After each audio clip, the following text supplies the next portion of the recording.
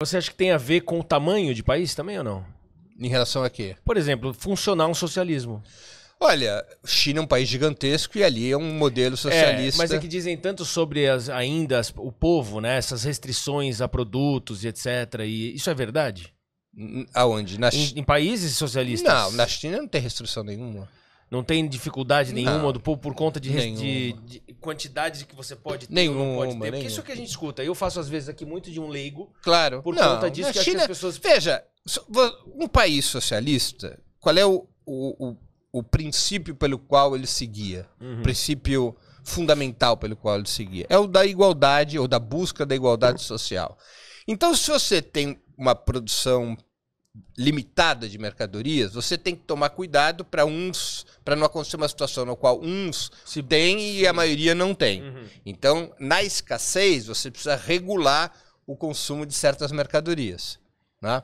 Agora, quando você atinge um nível de desenvolvimento avançado, como é o caso da China, o problema da escassez não existe mais. Certo. Então as pessoas podem ter acesso aos bens e serviços conforme a sua renda. A igualdade é controlada pela renda, não é controlada pelo acesso aos produtos. Quando você tem escassez, você controla pela oferta regulada de bens. E as rendas não são controladas. Não. Porque sempre é essa percepção. Não, na China você tem um livre mercado em relação à força de trabalho. Não é? Claro, existem mecanismos governamentais no sentido oposto, para impedir a superexploração do trabalho. Durante muitos anos, os salários na China foram baixos.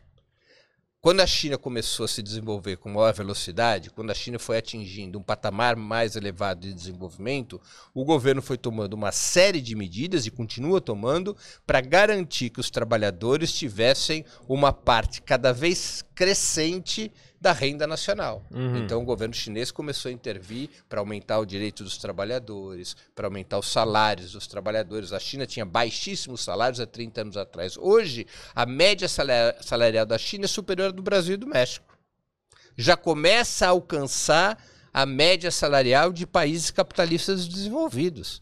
Tanto é assim que muitas empresas que foram para a China porque acreditavam que poderiam obter mão de obra com baixo salário, por esse motivo, já estão saindo da China, porque a mão de obra dá mais para trabalhar com pouco, já tem uma renda muito superior à que era no passado. Né? Então, no caso específico de Cuba, o socialismo, mesmo com o bloqueio, garantiu isso, garantiu, digamos, uma cesta básica de direitos. Uma igualdade. Uma cesta básica de direitos, eu falaria mais do que uma igualdade, uma cesta básica de direitos que nenhum país da América Latina tem.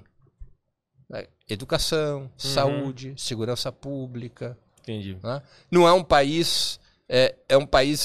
não é um país rico, é um país pobre, é um país que não tem recursos naturais. Né? Cuba não tem petróleo, Cuba não tem lítio, Cuba não tem minerais raros, muito importantes no mundo de hoje. Cuba é uma ilha sem recursos naturais e que, portanto, é frágil diante de um bloqueio como o norte-americano. Ainda assim, Cuba garante essa cesta básica de direitos que nenhum outro país da América Latina tem, repito, e muito menos países que possuam características geográficas ou econômicas, ou de potencial econômico semelhantes a Cuba. Você teria que comparar Cuba com Haiti, com a República Dominicana e outros países da América Central que não têm riquezas naturais. A Cuba, o padrão de vida em Cuba é muito superior do que nesse país. Veja, eu estou aqui me referindo ao padrão médio. Evidente que esses países podem ter uma elite muito bem remunerada, uma elite muito rica, você pode ter uma classe média de alta renda nesses países, como acontece no Brasil. Né? No Brasil você tem uma elite altamente rica, né? Você tem uma classe média, os estratos superiores da classe média brasileira são bem remunerados, mas a gente sabe que no país você tem uma massa populacional muito pobre. Sim, por isso também pergunta a questão do tamanho do país, claro, né? Que é muito mais difícil. Né? Mais difícil, sem dúvida. Igualar. A China teve que seguir um outro caminho. A China teve que desenvolver muito aceleradamente a economia para poder garantir essa cesta básica de direitos. Exatamente porque é um país gigantesco. E seria uma padronização de educação, quem sabe? Isso ajudaria num país tamanho como o Brasil? Digo assim, você tem, quando eu digo padronização, ou até mesmo um incentivo de intercâmbio interno para estudo, né? Isso acontece muito bem nos Estados Unidos. Lá migra-se muito dentro dos Estados Unidos para diferentes polos universitários. Isso é uma coisa que no Brasil não é tanto, né? Não, no Brasil nós temos um sistema educacional que precisaria sofrer uma reforma profunda, né? Profunda, porque nós não temos aqui uma política educacional à altura das necessidades do nosso desenvolvimento e das necessidades do nosso povo. Ainda nós temos subfinanciamento da educação. A educação no Brasil é subfinanciada, basta comparar com outros países importantes do mundo. Gasta-se pouco na educação brasileira. Nós somente agora começamos a ter ensino integral. É isso que eu ia falar, esse investimento em ensino integral só agora, né?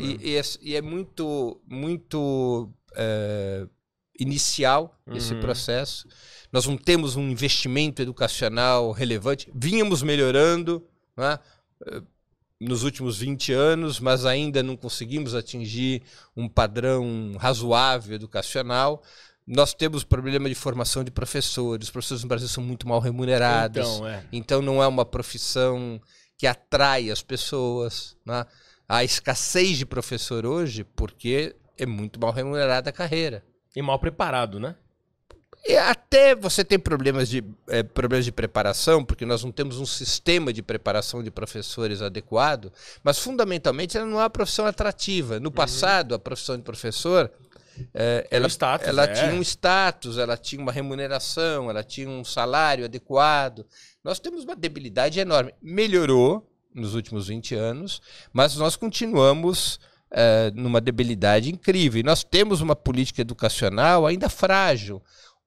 Nós temos uma política educacional frágil. Nós precisávamos hoje de uma verdadeira reforma educacional.